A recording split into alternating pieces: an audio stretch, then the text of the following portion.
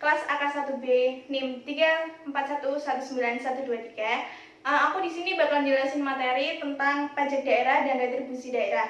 Buat kalian yang kurang paham atau kurang mengerti tentang materi ini, kalian bisa lihat video ini sampai selesai dan semoga bermanfaat untuk kalian semua. Nah, di sini kalian tahu nggak sih apa itu pajak daerah dan retribusi daerah? Oke, di sini aku bakal jelasin ya. Kalau pajak daerah atau retribusi daerah atau PDRT itu merupakan salah satu sumber pendapatan daerah yang penting untuk membiayai pelaksanaan pemerintahan daerah sebagaimana yang tertuang dalam UU atau Undang-Undang Nomor 28 Tahun 2009. Nah, di sini aku bakal jelasin satu-satu apa itu pajak daerah dan apa itu retribusi daerah. Yang pertama, pajak daerah. Pajak daerah yaitu kontribusi wajib kepada daerah yang terutang oleh orang pribadi atau badan yang bersifat memaksa berdasarkan undang-undang dengan tidak mendapatkan imbalan secara langsung dan digunakan untuk keperluan daerah bagi sebesar-besarnya kemakmuran rakyat. Pajak daerah sendiri itu terdiri dari dua jenis. Yang pertama, itu ada pajak provinsi dan yang kedua ada pajak kabupaten atau kota. Yang pertama, pajak provinsi. Pajak yang terdiri dari pajak kendaraan bermotor, biaya balik nama kendaraan bermotor, pajak bahan bakar kendaraan bermotor, pajak air permukaan, dan pajak rokok. Sedangkan pajak kabupaten atau kota itu terdiri atas pajak hotel, pajak restoran, pajak hiburan, pajak reklame, pajak penerangan jalan, pajak mineral bukan logam dan batuan, pajak parkir, pajak air tanah, pajak sarang burung walet, pajak bumi dan bangunan perdesaan dan perkotaan, dan biaya perolehan hak atas tanah dan bangunan. Untuk yang selanjutnya, aku bakal jelasin tentang retribusi daerah. Retribusi daerah yaitu pungutan daerah sebagai pembayaran atas jasa atau pemberian izin tertentu yang khusus disediakan dan atau diberikan oleh pemerintah daerah untuk kepentingan orang pribadi maupun badan. Untuk yang selanjutnya, saya akan menjelaskan tentang jenis retribusi daerah. Retribusi dibagi atas 3 golongan. Yang pertama, ada retribusi jasa umum, yang kedua retribusi jasa usaha, dan yang ketiga ada retribusi perizinan tertentu. Di sini saya akan menjelaskan satu-satu mengenai 3 golongan retribusi tersebut.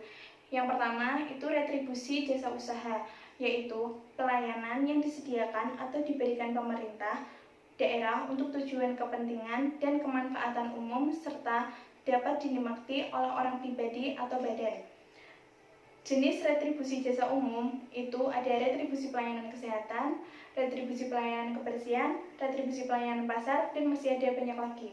Yang kedua, itu ada retribusi jasa usaha, yaitu pelayanan yang disediakan oleh pemerintah daerah dengan menganut prinsip komersial yang meliputi pelayanan dengan menggunakan atau memanfaatkan kekayaan daerah yang belum dimanfaatkan secara optimal, dan pelayanan oleh pemerintah daerah sepanjang belum disediakan secara memadai oleh pihak swasta.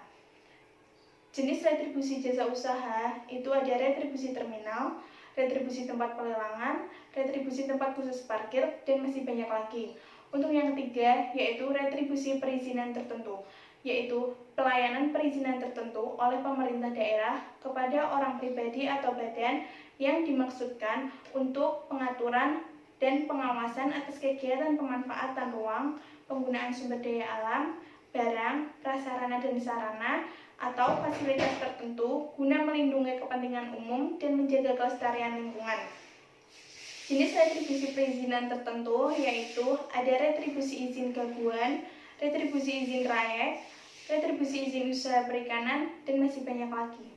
Nah, untuk yang selanjutnya, saya akan menjelaskan tentang sistem pemungutan pajak daerah dan retribusi daerah. Yang pertama, itu didasarkan pada peraturan daerah. Untuk yang kedua, daerah memiliki potensi penerimaan pajak atau retribusi yang memadai. Yang ketiga, penetapan tarif memperhatikan kemampuan masyarakat dan aspek keadilan. Yang keempat, administrasi pemungutan diatur secara efisien dan efektif. Yang kelima, terdapat kepastian hukum dan pengaturan yang jelas mengenai hak dan kewajiban pembayar dan pemungut pajak daerah dan retribusi daerah.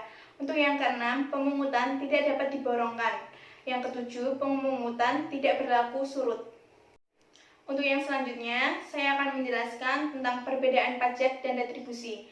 Untuk yang pertama, pembayaran pajak tidak menerima imbalan secara langsung, sedangkan retribusi menerima imbalan atau manfaat dari penerima retribusi. Untuk yang kedua, itu ada objek pajak bukan merupakan objek retribusi. Yang ketiga, pada retribusi berlaku sistem official assessment, sedangkan pada pajak berlaku sistem self-assessment, official assessment, dan withholding. Untuk yang selanjutnya, saya akan menjelaskan tentang penetapan tarif berdasarkan Undang-Undang Nomor 28 Tahun 2009. Yang pertama, tarif pajak provinsi, yaitu ditetapkan dengan perda tidak melampaui undang-undang. Yang kedua, pajak kabupaten atau kota, itu juga ditetapkan dengan perda tidak boleh melampaui undang-undang. Dan yang ketiga, yaitu retribusi daerah, ditetapkan dengan perda sesuai prinsip dan sasaran penetapan tarif untuk masing-masing golongan retribusi.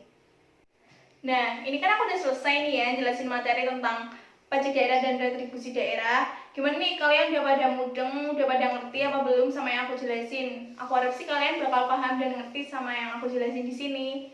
Dan apabila kalian butuh bantuan atau apalah semacamnya, kalian bisa hubungin aku di IG atau WA aku yang punya. Dan sekian, wassalamualaikum warahmatullahi wabarakatuh.